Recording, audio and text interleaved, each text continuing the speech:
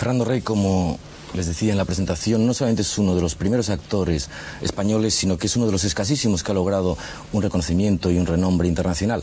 Para siempre quedarán sus trabajos con Buñuel, por ejemplo, o con Orson Welles. Sin embargo, es una persona que, a pesar de su celebridad y de ser un personaje tremendamente popular, es una persona prácticamente desconocida para casi todos nosotros. Un hombre que se da bastante poco en las entrevistas y en sus comparecencias públicas. Buenas noches, Fernando Rey. Buenas noches. Usted acaba de estrenar hace muy poco una película, la película de Jaime Armiñán, Mi General, en que usted hace de almirante y director de aquella academia de reciclaje de militares, ¿no? Sí. ¿Cómo se sentía usted a gusto dentro del uniforme? Sí, sí. Lo curioso es que casi ninguno de los que vestíamos el uniforme de general o de almirante habíamos hecho el servicio militar. Pero, en fin, yo me sentía a gusto. Me sentía a gusto sobre todo porque es una película que hemos hecho en franca camaradería y lo hemos pasado muy bien. Como espero que lo pase el público, porque la película es francamente muy divertida. Hay un montón de grandes estrellas, ¿no? José Luis López Vázquez, sí. Fernando Fernán Gómez, usted mismo. Ya, pero eso sería lo de menos. Lo que ocurre es que ¿No hay yo piques creo que... en los rodajes cuando se reúnen tantos? No, que va. tantas Somos primeras todos figuras? viejos compañeros de esta azarosa profesión. No, se refleja en la pantalla, porque yo creo que se nota que existe allí una especie de comunicación. No, lo que pasa es que lo de menos es que fuéramos más o menos conocidos. Es que el guión, Fernán Gómez y Pilares han hecho un guión pues, muy divertido. Fernán Gómez, donde pone la mano últimamente, es un éxito. Y como aquello era muy divertido, pues nosotros, no sé, íbamos muy a favor de lo que estaba ocurriendo. Y creo que la película es muy divertida, la gente se divierte mucho y lo pasa bien, que creo que es una de las cosas más importantes en el cine, aunque se haga algo que luego pase a la historia. Sobre todo el entretenimiento. Efectivamente es bien entretenida, ¿no? Pero ni siquiera en el orden de reparto, por ejemplo, hay, y perdone que insista, en piques entre grandes figuras. No creo. Algunas veces uno va al primero y otras veces va uno al final con una I, que luego desaparece siempre la I y parece que uno va al final. No creo. Todos nosotros estamos ya por encima, me parece a mí, de esas vanidades. En esta, pues da la casualidad de que yo voy el primero, pues quizá porque, no sé, porque soy almirante. Y ya sabes que la Armada ha tenido siempre una cierta clase dentro del ejército. Usted siempre, efectivamente, ha hecho tipos de personajes cortados un poco por el mismo patrón, tipo serio, tranquilo, sí, distinguido. En esta película también tenía que hacer el almirante, efectivamente, la Armada pues es la más... Sí, bueno, eso es una de las tragedias de los actores. En cuanto te clasifican, estás perdido. Si se tiene un éxito en un personaje determinado, pues la falta de imaginación de los productores y a veces de los directores hace que siempre te llamen para interpretar el mismo papel, lo cual hace que siempre la crítica dice Fernando Rey se repite, ¿verdad? Pero me hubiera gustado hacer un Tarzán o un... Claro que me hubiera gustado. Un pirata Claro, un personaje cómico, un burlesco. Espadachín también lo he hecho. Yo he hecho 158 películas ya, he hecho de casi todo, menos de mujer. Pero no he hecho de cómico. Yo soy una persona que... Yo creo que como gallego tengo buen sentido del humor y soy hasta cierto punto gracioso. No lo parece, pero lo soy. Entonces siempre me clasifican en esos personajes de hombre serio, con problemas internos, un poco, no sé, diría un poco cochino. Ahora mismo he hecho de almirante la película de Armiñán y acababa de hacer otro almirante en una película que había rodado en Australia.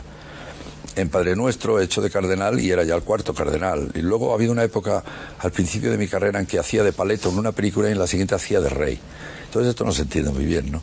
Pero vamos, lo peor es siempre el poder salir del encasillamiento en donde te colocan a veces los productores y los directores y a veces el público. ¿Y qué papel ha envidiado usted más de un actor de su generación? Pues los papeles cómicos, los papeles de comedia también, los papeles que hacía Gary Grant, que creo que es, por ejemplo, muy difícil. Con una economía de gesto, llegar a estar al servicio de la comedia, hacer reír a la gente o sonreír. Y los burlescos. A mí me gustaría hacer papeles burlescos porque creo que es como una gran descarga. Uno puede descargar una serie de cosas, ¿no? O de payaso, de clown. Yo hice de payaso en una película con Ana Belén cuando empezaba. Se llamaba Zampo y yo. La ilusión que puse yo en aquel personaje. Aprendí a montar en una bicicleta que tenía las ruedas cuadradas, tocaba un poquito el saxofón y el violín y tal. Y luego no tuvo ningún éxito la película. Pero eso sí me hubiera gustado mucho, ser un clown payaso. ¿Y ha habido alguna mujer que le haya hecho a usted estremecerse en un plató por su belleza? Bueno, estremecerme me han hecho muchas de las con las que he trabajado, porque algunas de verdad eran guapísimas, otras eran mis preferidas y otras no tanto. Pero yo me acuerdo que la primera vez que yo trabajé con una mujer verdaderamente despampanante era María Félix, cuando hicimos Mare Nostrum. Entonces yo era un actor español, pero que por primera vez se enfrentaba a aquella gran vedette que venía precedida de aquel éxito, sobre todo que era una mujer escalofriante. Yo me acuerdo que rodando en Nápoles, cuando hacíamos Mare Nostrum, la gente se paraba en las calles para verla y se llegó a formar una especie de tapón en una calle, no podían circular los tranvías y nadie sabía que era María Félix, simplemente por lo hermosa que era. Entonces, bueno, aquella me produjo escalofríos porque había una escena que yo le tenía que dar un beso y ella se dio cuenta que yo estaba acomplejado, que es lo peor que se puede estar en esto, ¿no? Y entonces me dijo, yo sé que, no sé, tienes cierto miedo al beso, y dice, antes de que empecemos a hacer la escena te voy a dar un beso para que se te quite el miedo, y me dio un beso. Eso pasa. Dicen que el cine es una gran familia, ¿no? ¿Qué parientes se le murieron a usted con Buñuel y con Orson Welles? Bueno, se me murieron mis tres padres. Se me murió mi padre y después se me murieron mis otros padres, especialmente Buñuel. Sobre todo que se ha muerto gente que no volverá, son gente irrepetible. Yo no digo que los que estén o los que vengan no serán buenos o mejores, pero hay una generación que uno presiente que se ha ido para siempre y no volverán nunca más, son irrepetibles, ya lo creo. Yo a ellos los echo mucho de menos. A Buñuel me molesta un poco porque la gente siempre piensa que yo voy a hablar de Buñuel, ¿no? Incluso creo que en algunas películas me han contratado para que cuando llegue al estudio, sobre todo en el extranjero, les cuente cosas de Buñuel. Pero la verdad que sí, yo me acuerdo de él mucho. Yo podría decir que me acuerdo de él todos los días. Y usted que es una persona que gran parte de su trabajo lo ha desarrollado en el extranjero y gran parte de sus películas son extranjeras, ¿encuentra una gran diferencia entre los rodajes de cine en España y fuera? No, porque como ha dicho antes esto del cine, la gente del cine, y quizá también igual la del teatro, somos como una gran familia. Yo he visto, por ejemplo, al llegar a una película en otro país con un actor de otra nacionalidad, que a los 5 minutos de hablar con él, he visto que él tenía los mismos problemas que yo. Los mismos problemas artísticos, la misma angustia, los mismos problemas sociales, económicos, no hay ninguna diferencia.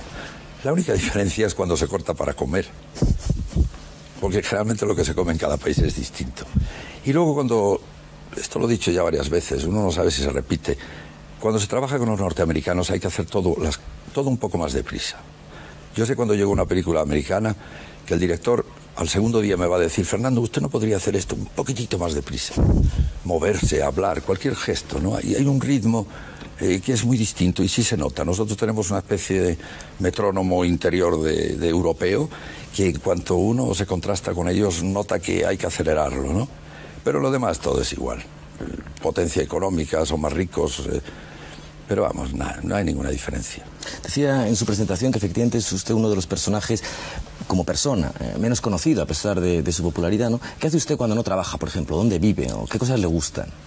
Me gusta estar en casa, porque yo llevo una temporada en los últimos años que trabajo mucho, efectivamente, en otros países, y entonces llego a casa cansado y bueno, lo que tengo ganas es de estar en casa. Entonces pienso, ahora me voy a dedicar a leer y a lo mejor leo como una aventura, 4 libros a un tiempo, y después no leo ninguno. Luego hago grandes proyectos, digo, voy a pescar, porque a mí lo que me gusta es pescar, nunca pesco nada. Digo, voy a jugar al golf, porque es un deporte que te hace caminar, luego no juego nada al golf. En realidad lo que me quedo es sentado en un sillón viendo volar una mosca, que es una buena manera de disfrutar el ocio. ¿Pero no tiene usted hobbies o manías significadas? No me da tiempo. Una época que yo tenía la idea de coleccionar sellos, pensando que además... Y búhos creo que coleccionaba usted también. No, búhos los colecciona mi mujer, pero búhos, objetos, no búhos vivos. Sí, claro.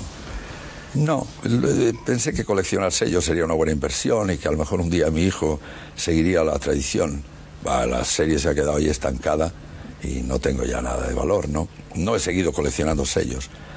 No tengo ningún hobby. Una época que me dio por coleccionar planos de ciudades. Parecía yo un espía alemán. Estaba lleno de planos.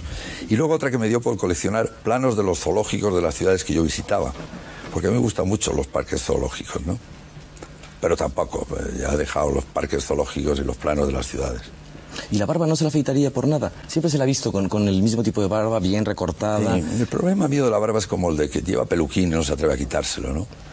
Pero el caso es que mi cara se ha hecho familiar con la barba. E incluso hay películas en las que yo mismo me he ofrecido a afeitarme la barba porque pensaba que el personaje no necesitaba la barba. Y han insistido los directores. En esta película que yo he hecho en Australia, yo hago un almirante de la Armada inglesa, cuando el capitán Cook pone pie por primera vez en Sydney. Entonces yo he visto que no había ningún almirante del almirantazgo inglés que llevara barba, y se lo dije al director, que era inglés. Y le dije, yo creo que con esta barba y esa peluca con el lazo atrás y tal, yo voy a hacer el ridículo. Y me dijo, no, yo no quiero que se quite usted la barba, porque usted es la barba.